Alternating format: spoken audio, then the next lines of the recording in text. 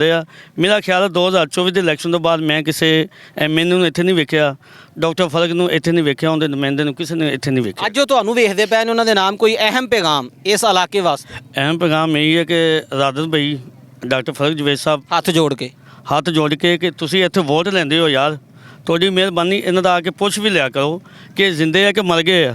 ਬਾਕੀ ਬਗੈਦਾ ਇਹਨਾਂ ਨੂੰ ਪੁੱਛਿਆ ਕਰੋ ਤੁਹਾਡੇ ਹਲਕੇ ਦੇ ਕੋਈ ਮਸਲੇ ਮਸਾਇਲ। आप देखें कितने हादसा हो चुके हैं। मेरी अपनी ज़िंदगी में 3-4 मौतें मैंने खुद देखी हैं। उसके बाद कोई भी सियासी पार्टी का बंदा आता है तो वो उसके बाद वक्ती तौर पे वो हमारे साथ एहसास का मुजाहिरा करता है, लेकिन दैट्स ऑल कि उसके बाद अगर टाइम गुजर जाता है तो वो इग्नोर कर देता है। लॉलीपॉप। हाँ बिल्कुल ऐसे ही बात है। ਸਾਨੂੰ ਆਸ ਤੇ ਬੜੀ ਹੈ ਕਿ ਇਨਸ਼ਾਅੱਲਾ ਆਉਣਗੇ, ਇਹਨਾਂ ਗਰੀਬਾਂ ਦਾ ਹਾਲ ਵੇਖਣਗੇ। ਨਾ ਆਉਣਗੇ ਤੁਸੀਂ ਉਹਨਾਂ ਦਾ ਕੁਝ ਵੀ ਨਹੀਂ ਕਰ ਸਕਦੇ। ਬਹਿਰਕਬ ਉਹਨਾਂ ਦੀ ਮਿਹਰਬਾਨੀ ਹੈ ਕਿ ਇਹਨਾਂ ਗਰੀਬਾਂ ਵੱਲ ਵੇਖੋ, ਜਦੋਂ ਕੋਈ ਮਰ ਜਾਂਦਾ ਨਾ ਦਫਨਾਉਣਾ ਬਹੁਤ ਔਖਾ ਹੈ, ਦਫਨਾਉਣ ਵਾਸਤੇ ਬੜਾ ਕੁਝ ਸੋਚਣਾ ਪੈਂਦਾ ਹੈ। ਅਗਰ ਇਹ ਅਹਿਸਾਸ ਹੈ ਥੋੜ੍ਹਾ ਬਹੁਤਾ ਜਿਹੜੇ ਮਰ ਗਏ ਨੇ ਲੋਕ, ਜਿਹੜੇ ਦਫਨਾਏ ਨੇ, ਜਿਹੜੇ ਦਫਨਾਉਣੇ ਨੇ, ਉਹਨਾਂ ਦੇ ਹੱਥ ਥੋੜ੍ਹਾ ਜਿਹਾ ਰਹਿਮ ਕਰਕੇ ਸਾਡੇ ਆ ਮੁਸ਼ਕਿਲ ਆਸਾਨ ਕਰਾ ਦੇਣ। ਮਰੀਮ ਨਵਾਜ਼ ਤੇ ਬੜਾ ਐਕਸ਼ਨ ਲੈ ਰਹੀ ਹੈ। ਅਗਰ ਗੱਟਰ ਦਾ ਢੱਕਣ ਵੀ ਨਹੀਂ ਹੈਗਾ ਤਾਂ ਉਹਦੇ ਤੇ ਵੀ ਅਸਿਸਟੈਂਟ ਕਮਿਸ਼ਨਰ ਮੁਅੱਤਲ ਹੋ ਰਿਹਾ ਵਾ। ਤੁਹਾਡੇ ਕੋਲੇ ਤੇ ਐਡਾ ਵੱਡਾ ਜੌਹੜ ਆ, ਬਲਕਿ ਮਿਨੀ ਸਮੁੰਦਰ ਆ। ਜੀ ਅੱਜ ਜੀ ਅਸੀਂ ਆਦੇ ਬੂਹਾ ਕੇ ਰੇੜੀ ਲਾ ਲਈਏ ਰੋਜ਼ੀ ਕਮਾਉਣ ਵਾਸਤੇ, ਸਾਡੇ ਬੱਚੇ ਭੁੱਖੇ ਤੇ ਉਹ ਸ਼ਾਮ ਨੂੰ ਢੱਕ ਦੇਣੀ ਹੈ ਜੀ। ਜੇ ਉਹਦੀ ਤਸਵੀਰ ਨਹੀਂ ਚੱਕਣਾ, ਉਹਦੀ ਤਸਵੀਰ ਚਲੀ ਜਾਣੀ ਉੱਥੇ ਹੈ, ਉਹ ਸਾਡੇ ਬੂਹਾ ਅੱਗੋਂ ਜਾਣਾ, ਫੱਟਾ ਚੱਕ ਕੇ ਉੱਥੇ ਚਲਾ ਜਾਣਾ। ਆਹ ਚੀਜ਼ ਨਹੀਂ ਜਾਣੀ ਜਿਹੜਾ ਅਸੀਂ ਮਾਰ ਕੇ ਜਾਣਾ। ਸਾਰੇ ਪਾਸੇ ਇੱਕੋ ਜਿਹਾ। ਡਾਕਟਰ ਸਾਹਿਬ ਦੇਖ ਰਹੇ ਨੇ, ਰਾਣਾ ਇਰਾਦਤ ਸਾਹਿਬ ਦੇਖ ਰਹੇ ਨੇ, ਕੋਈ ਇੱਕ ਅਹਿਮ ਪੈਗਾਮ ਤੁਹਾਡਾ ਉਹਨਾਂ ਦੇ ਨਾਮ? ਉਹ ਜੀ ਸਾਡੇ ਤੋਂ ਸਿੱਧੇ ਘਰੇ ਆ ਕੇ ਵੋਟ ਮੰਗਣ ਨਾ, ਫਿਰ ਅਸੀਂ ਉਹਨਾਂ ਨੂੰ ਦੱਸੀਏ। ਮੰਗਦਾ ਕੌਣ ਆ ਵੋਟ? ਉਹ ਜੀ ਸਾਨੂੰ ਤਾਂ ਜੀ ਹਾਂ ਉਹਨਾਂ ਦੇ ਕਰਿੰਦੇ ਆ ਜਾਂਦੇ ਜੀ, ਆ ਬੁੱਢੂ ਤੁਸੀਂ ਉਹਨਾਂ ਦੇ ਕਰਿੰਦਿਆਂ ਨੂੰ, ਕਿਸੇ ਕਰਿੰਦਿਆਂ ਨੂੰ ਬਹਾ ਕੇ ਪੁੱਛੋ ਤੇ ਤੇ ਫਿਰ ਅਸੀਂ ਉਹਨਾਂ ਨੂੰ ਇਹ ਜਵਾਬ ਪੁੱਛੀਏ ਵੀ ਤੁਹਾਡੇ ਕੋਲੇ ਆ ਸਾਨੂੰ ਦਿੱਤਾ ਨਹੀਂ ਜਾਂਦਾ, ਸਾਡੇ ਕੋਲੇ ਕੀ ਲੈਣਾ ਹੈ ਜੀ। ਸਰ ਵੋਟ ਦੇਣ ਤੋਂ ਬਾਅਦ ਕਿਤੇ ਐਮਐਨਏ ਤੇ ਐਮਪੀਏ ਸਾਹਿਬ ਕਿਸੇ ਦੀ ਫੌਤਗੀ ਤੇ ਆਏ ਹੋਣ ਜਾਂ ਕਿਸੇ ਦੇ ਜਨਾਜ਼ੇ ਨਾਲ ਕਬਰਸਤਾਨ ਗਏ ਹੋਣ? ਨਹੀਂ ਸਰ, ਮੈਂ ਇੱਥੇ ਜਨਾਜ਼ੇ ਪੜ੍ਹੇ ਆ, ਮੈਨੂੰ ਐਮਐਨਏ ਐਮਪੀ ਨਹੀਂ ਨਜ਼ਰ ਆਏ, ਉਹਨਾਂ ਵਰਕਰ ਤੱਕ, ਉਹਨਾਂ ਦੇ ਨੁਮਾਇੰਦੇ ਤੱਕ ਨਹੀਂ ਮੈਨੂੰ ਨਜ਼ਰ ਆਏ। ਕਿਸੇ ਦਿਨ ਉਹਨਾਂ ਨੂੰ ਕਿਸੇ ਦੀ ਫੌਤਗੀ ਤੇ ਮਦੂ ਤੇ ਕਰੋ, ਉਹਨਾਂ ਨੂੰ ਨਾਲ ਲੈ ਕੇ ਤੇ ਜਾਓ ਪੈਦਲ। ਸਰ ਉਹ ਵੋਟਾਂ ਦੀ ਹੱਦ ਤੱਕ ਹੁੰਦਾ, ਵੋਟਾਂ ਦੀ ਹੱਦ ਤੱਕ ਹੁੰਦੇ ਆ, ਵੋਟ ਲਏ ਉਸ ਤੋਂ ਬਾਅਦ ਇਹ ਗਰੀਬ ਲੋਕ ਨੇ, ਇਹ ਸਾਡੇ ਭਾਈ ਨੇ, ਸਾਡੀਆਂ ਤੇ ਮਾਵਾਂ ਭੈਣਾਂ ਰਹਿੰਦੀਆਂ, ਉਹਨਾਂ ਨੂੰ ਸਿਰਫ 5 ਸਾਲ ਬਾਅਦ ਇਹ ਨਜ਼ਰ ਆਉਂਦਾ ਕਿ ਇੱਥੇ ਮਹੱਲਾ ਜ਼ਿਆਨਗਰ ਹੈ, ਇੱਥੇ ਦੀ ਆਬਾਦੀ ਹੈਗੀ, ਇਹਨਾਂ को वोट मंगने हैं। नाज़रीन, टीम वॉइस ऑफ पंजाब के साथ मैं हूं हाफिज़ खालिद और आज टीम वॉइस ऑफ पंजाब मौजूद है आरिफ आला का कसीर तादाद आबादी वाला इलाका मोहल्ला ज़ियानगर, और मेरे अकब में जितने भी लोग आप देख रहे हैं ये आरिफ आला के वोट और टैक्स देने वाले हजरात हैं। ये लोग यहाँ पर रहते हैं और इनके पास बुनियादी सहूलियात की अगर बात की जाए तो आज ये लोग अपने सियासी रहनुमाओं की जान को रो रहे हैं। इनके पास एक इकलौता कब्रस्तान है जिसको जाने के लिए कोई रास्ता नहीं है। यहाँ पर फौतगी होती है तो उस डेड बॉडी को कब्रस्तान लेके जाना इनके लिए नहायत मुश्किल हो चुका है। वैसे तो दुनिया जो है वो 21वीं सदी से आगे जा रही है, लेकिन ये लोग जो है ना वो तकरीबन अभी तक जंगल की ज़िंदगी गुजारने पर मजबूर हैं। हमारे एमएनए मोहतरम जनाब राणा इरादत शरीफ साहब और एमपीए डॉक्टर फ़रक जवेद साहब के नाम इनका क्या पैगाम है, ये काम उन्हीं ने करना है जिन लोगों को इन्होंने वोट दिया और सपोर्ट किया है। मज़ीद जानते हैं इन लोगों से कि इनका क्या पुरसाने हाल है। अस्सलाम वालेकुम। ਵਾਲੇਕੁਮ ਸਲਾਮ। सर की नाम? ਖੁਦਾ ਯਾਰ ਜੀ। कितनी देर तो रह रहे हो इत्थे?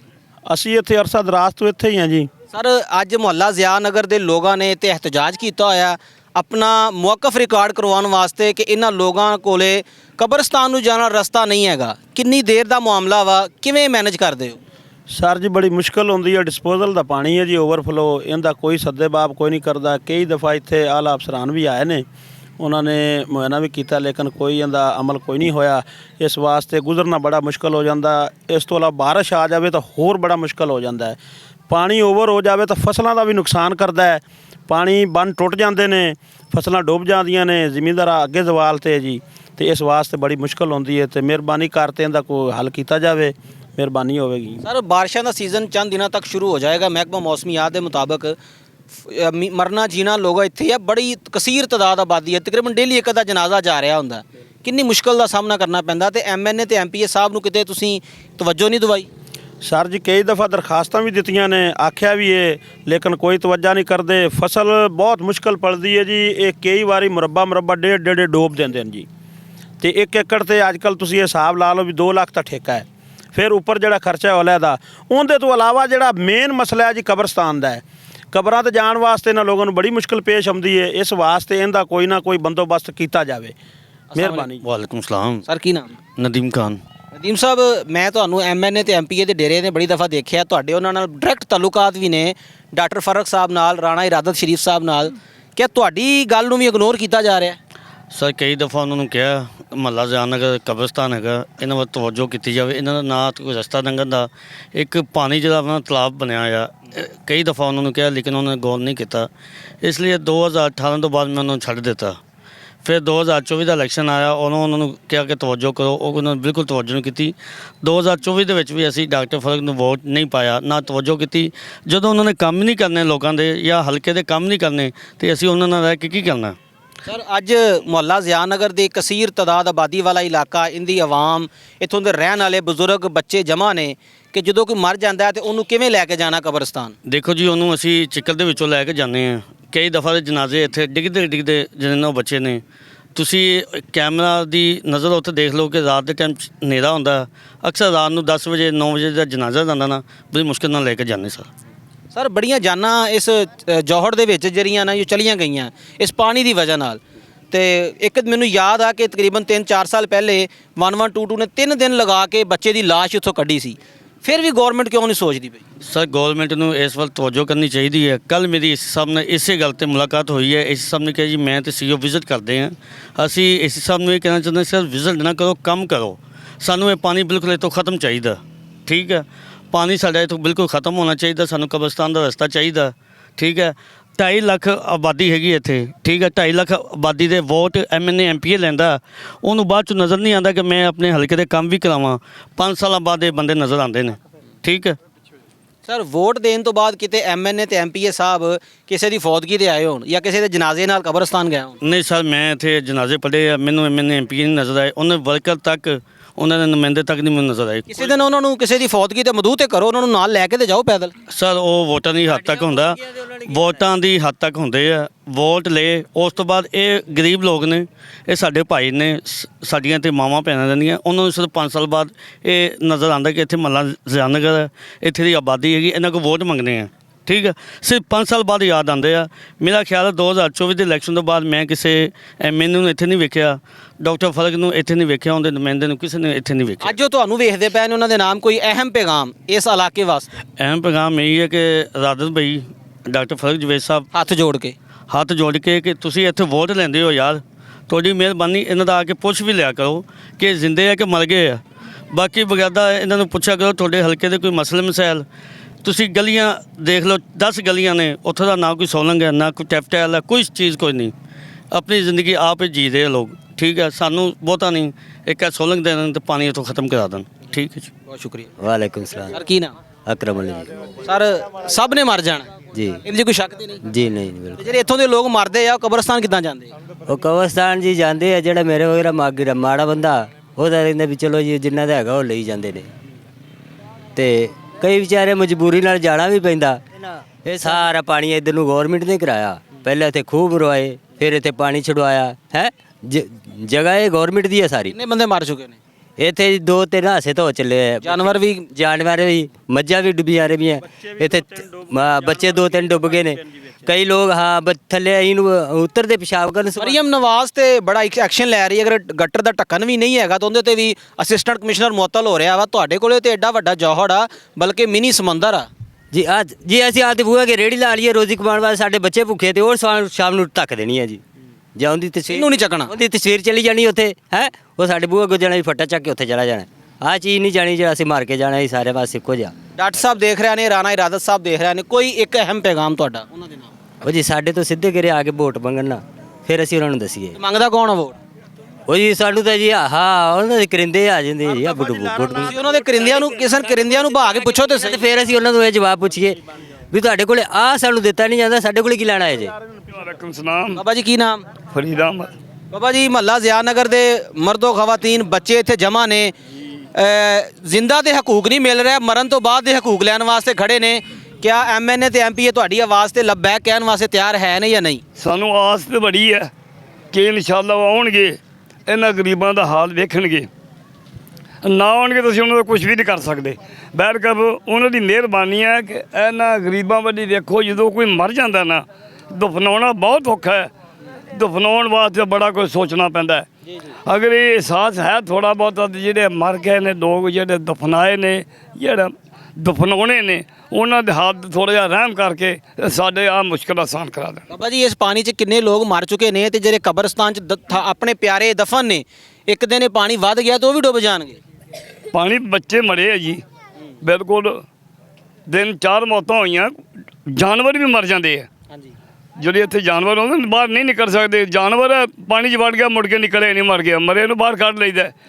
ਬੈਰਕਾ ਰਿਕੁਐਸਟ ਹੀ ਹੈ ਨਾ ਸਾਡੀ ਕਿ ਤੁਹਾਡੀ ਮਿਹਰਬਾਨੀ ਕਿ ਸਾਡਾ ਮਸਲਾ ਹੱਲ ਕਰ ਦਿਓ। ਵਾਲੇਕੁਮ ਸਲਾਮ ਜੀ। ਸਰ ਕੀ ਨਾਮ? ਸਾਦਕ। ਕਿੰਨੀ ਦੇਰ ਤੋਂ ਰਹਿੰਦੇ ਪਏ ਹੋ ਇੱਥੇ? 87 ਤੋਂ। 1987 ਤੋਂ? ਹਾਂਜੀ। ਤੇ ਸਾਰੇ ਕਬਰਸਤਾਨ ਨੂੰ ਜਾਣ ਵਾਲਾ ਰਸਤਾ ਇਦਾਂ ਹੀ ਵੇਖਦੇ ਹੋ? ਐਵੇਂ ਬਹੁਤ ਅੱਗੇ ਤਾਂ ਕੱਚਾ ਸੀ, ਹੁਣ 16 ਮਾੜਾ ਜਿਹਾ ਲੱਗਾ ਉਹ ਵੀ ਬੇਕਾਰ ਜੇ। 87 ਤੋਂ ਲੈ ਕੇ ਤੇ 2026 ਆ ਰਿਹਾ, ਮੇਰਾ ਖਿਆਲ ਕੋਈ 5-7 ਵਾਰੀ ਤੁਸੀਂ ਜਨਰਲ ਇਲੈਕਸ਼ਨ ਵੇਖੇ ਹੋਣੇ, ਬਿਲਕੁਲ ਵੋਟਾਂ ਦਿੱਤੀਆਂ ਹੋਣੀਆਂ। ਦਿੱਤੀਆਂ ਜੀ। ਤੇ ਸਰ ਉਹਨਾਂ ਦੇ ਨਾਮ ਕੀ ਪੈਗਾਮ ਹੈ ਜਿਹੜੇ ਵੋਟ ਲੈ ਗਏ ਨੇ, ਜਿਹੜੇ ਟੈਕਸ ਲੈਂਦੇ ਪਏ ਨੇ, ਤੁਹਾਡੀ ਬੁਨਿਆਦੀ ਹੋਰ ਸਹੂਲਤ? ਸਾਡਾ ਕੁਝ ਵੀ ਨਹੀਂ ਸੁਣਦੇ ਹਨ, ਸਿਰਫ ਵੋਟ ਹੀ ਲੈਂਦੇ ਨੇ।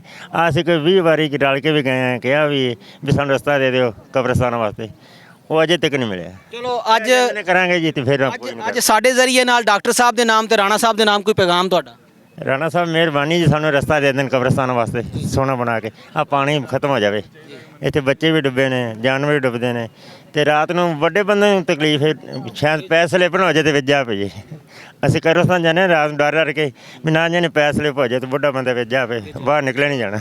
ਇੱਕ ਮਰਿਆ ਦੂਜਾ ਹੋਰ मर जाए। हाँ जी, यही खतरा है। वालेकुम अस्सलाम। भाई क्या नाम? जी मेरा नाम सलमान खान है और मैं मेरी यानी कि ये पैदाइश इसी मोहल्ले की है। आज से तकरीबन मेरी 20 साल उम्र है और 20 साल से मैं इधर रह रहा हूँ। तो हमारे ये मसाइल हैं, ये मसाइल यानी कि कोई थोड़े से वक्त के नहीं हैं, थ्रू आउट मेरे से पहले, मेरे पैदाइश से पहले के ये मसाइल इधर हैं। और हमारे मोहल्ले में ये यानी कि देखें, हम जनाजा पढ़ते हैं इधर सड़क पे, हम जनाजा पढ़ते हैं, उसके बाद हम डेड बॉडी को जब लेके जाते हैं तो साथ आगे कोई भी नहीं जाता। पहले ये रास्ता था तो डेड बॉडी को साथ लेके वक्त जनाजगाह तक लोग जाते थे, वहाँ दफनाते, कफन दफन यानी टोटल करके आते थे। लेकिन अब ऐसा है कि हम जनाजा पढ़ते हैं सड़क पर इधर, और इधर से डेड बॉडी को लेकर सिर्फ 4 बंदे जाते हैं, वो अपना काम टोटल कफन दफन करवा के उसके बाद वो वापस आ जाते हैं। हमारे एहसास महरूमी का शिकार है हम देखें। और इसके अलावा ये हमारा तालाब है, ये मिनी समंदर आप देख सकते हैं कि ये कितना बड़ा है। हम पूरे शहर सेवरेज जो है वो सारा इधर आता है पानी। और इसके अलावा इसमें आप देखें कितने हादसात हो चुके हैं। मेरी अपनी ज़िंदगी में 3-4 मौतें मैंने खुद देखी हैं। उसके बाद कोई भी सियासी पार्टी का बंदा आता है तो वो उसके बाद वक्ती तौर पे वो हमारे साथ एहसास का मुजाहरा करता है, लेकिन दैट्स ऑल के उसके बाद अगर टाइम गुजर जाता है तो वो इग्नोर कर देता है। लॉलीपॉप। हाँ बिल्कुल ऐसे ही बात है। और देखें जी, हमारा कब्रिस्तान देखें, कुल नफ्सिन ज़ाइक़तुल मौत, हर बंदे ने मौत का मज़ा चखना है। तो देखें अगर ये हमारा एहसास नहीं करेंगे, देखें इन्होंने भी तो कब्रों में जाना है, तो लिहाजा हमारी मदद करें। हमारी ये मोहतरम सर अराज़ी शरीफ साहब से और मोहतरमा हमारी CM साहिबा पंजाब की, उनसे हमारा रिक्वेस्ट है, हम रिक्वेस्ट कर सकते हैं, उसके अलावा हम कोई कदम नहीं उठा सकते। देखें हम गरीब हैं, हमारे इस मोहल्ले की देखें इतनी आबादी है, इस कब्रिस्तान में आप जगह देख ले कितनी है, और उसके बाद आप सड़क का खुद मुजाहिरा करेंगे। आप इधर कभी हमारे साथ किसी का जनाजा पढ़ के तो देखें, उसको कब्रिस्तान तक ले जाकर तो देखें, फिर आपको पता चलेगा कि हम ये किस वजह से हम रिक्वेस्टें कर रहे हैं। कितनी हुकूमतों को हमने रिक्वेस्टें की हैं लेकिन किसी ने हमारी बात नहीं सुनी। मोहतरमा CM साहिबा माशाल्लाह बहुत काम करवा रही हैं, उन्होंने सफाई का बहुत अच्छा खासा काम करवाया है। हमारा इधर देखें आरिफ वाला, वो आरिफ वाला नहीं रहा, हम मानते हैं। देखें सफाई उन्होंने बहुत करवाई है, हर काम उन्होंने अच्छा किया है, लेकिन हमारे बारे में कुछ काइंडली हम रिक्वेस्ट करते हैं उनसे कि हमारे इस कब्रिस्तान के रास्ते के बारे में और हमारा ये जो पानी है काइंडली इसे आप ख़त्म करवा दें तो हम आपके ताउम्र मशकूर रहेंगे। हम रिक्वेस्ट कर सकते हैं, इसके अलावा हमारे पास कोई चारा नहीं है। तो अगर आप हमारी अर्ज़दाश्त सुनेंगे तो कल हमने आपको वोट दिए हैं, आप इस वक्त हुकूमत पे हैं, तो देखें जी हमारे वोट से ही आप आए हैं, तो आपका ये हक बनता है कि आम आवाम की आप खिदमत करें, आप खादिम हैं। देखें जी, आप देखें, आपने अगर हुकूमत देखनी है तो आप हज़रत उमर रज़ी अल्लाह ताला अन्हु की हुकूमत देखें। अगर हम इधर एहसास महरूमी में हैं तो इसका यानी कि आपको इससे कल क़यामत के दिन अल्लाह ताला ने आपसे पूछ करनी है इसकी।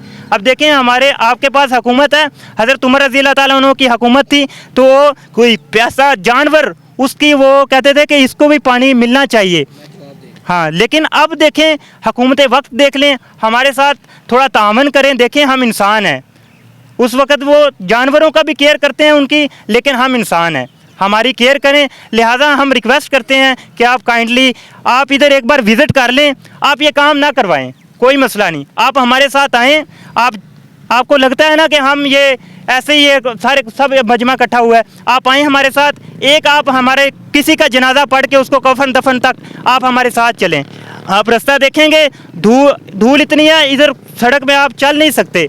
देखें ये इंसान ये जानवरों से बदतर हुआ पड़ा है। आप देखें ये रेलवे फाटक है, इसके आगे कोई सड़क नहीं है। जब कोई जनाजा वगैरह हम लेके आते हैं तो हमें बहुत दुश्वारी होती है। ये पानी का है, ये बहुत बड़ा मसला है। किसी हुकूमत ने, मैं ये दावे से कहता हूँ, किसी हुकूमत ने भी इसके बारे में पहले नहीं सोचा। हम बातें कितनी बार करते हैं, कितनी डेड बॉडीज़ इधर से रेस्क्यू 1122 आई है, और इधर हमारे MNA साहब ये भी आए हैं।